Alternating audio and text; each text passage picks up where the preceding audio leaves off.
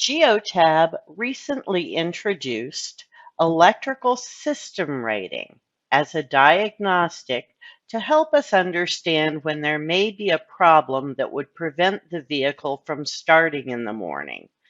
There is a report available called the Electrical System Rating Report, and there's also a rule that you can set up to alert you when the electrical system rating falls below the ideal identified value that would cause you to want to bring that vehicle in for service.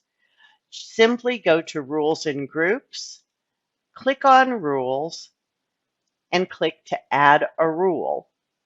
We will call this rule ESR below recommended value. We'll make it visible on the map, and we will publish it to all of our vehicles by not selecting a group.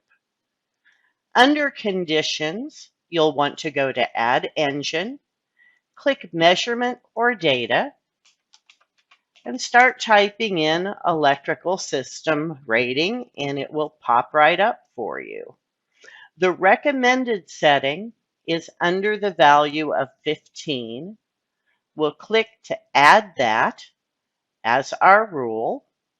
And then on the Notifications tab, we'll add the emails of the people that we want to be notified when that happens.